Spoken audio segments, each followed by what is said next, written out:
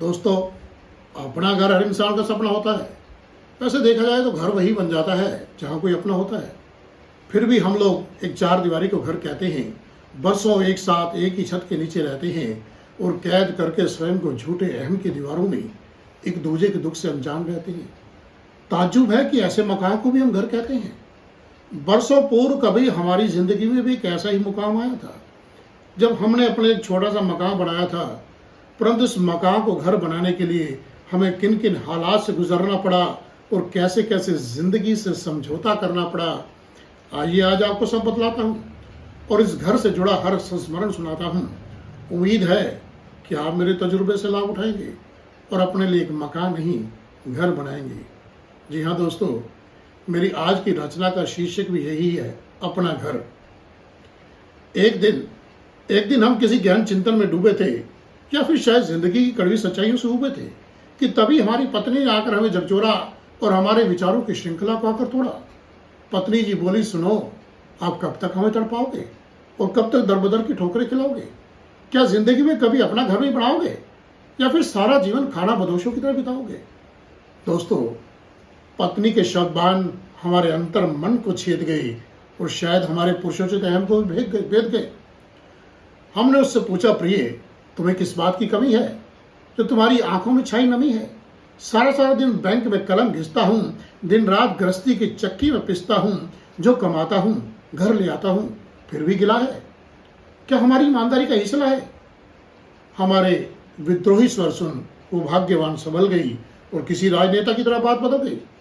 बोली, माना कि आप बेमिसाल हैं, हरदम रखते मेरा ख्याल है, मगर हाय री महंगाई, 20 वर्ष की नौकरी के बाद भी बैंक में बचत के नाम पर नहीं पाई। और तो और इस दौरान आपने एक साड़ी तक नहीं दिलाई, जो दहेज में लाई थी उन्हीं से काम चला रही हूँ, खुद को फैशन की दौड़ में पीछे पा रही हूँ। क्या यही दिन दिखलाने के लिए मुझे ब्याह कर लाए थे? शादी से पहले तो बड़ी लंबी चौड़ी बातें करते थे, मेरे चांद सितारे तोड़ लाने का दम भरते थे। इतना कहे श्रीमती जी मुंह फुलाकर बैठ गई और मारे डर के हमारी सारी नसें हट गई। हम उन्हें मनाने की तरकीब सोच ही रहे थे कि तभी एक चमत्कार हुआ और हमें उनकी मुस्कुराती हुई सूरत का दीदार हुआ। वे अपनी वाणी में शहद घोलते हुए बोली, सुनो जी, थोड़ा और करीब आओ ना, आप भी हमारे लिए एक छोटा सा घर बनाओ ना।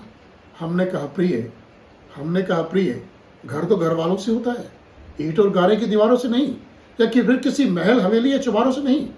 मगर वो शतरानी अपनी कही हुई बात पर अड़ गई और हमारी सारी दलील उनकी जिद की भेंट चढ़ गई। बस उसी दिन से हमारे यहाँ मकान की गंभीर योजनाएं बनने लगी, परंतु समुचित धन के अभाव में शीघ्र ही बिखरने लगी। एक दिन श्रीमती जी गंभीर मुद्रा अपनाते हुए बोली, सुनो जी, हमें अपना खर्च घटाना होगा और मकान के लिए यथाशीघ्र धन जुटाना होगा।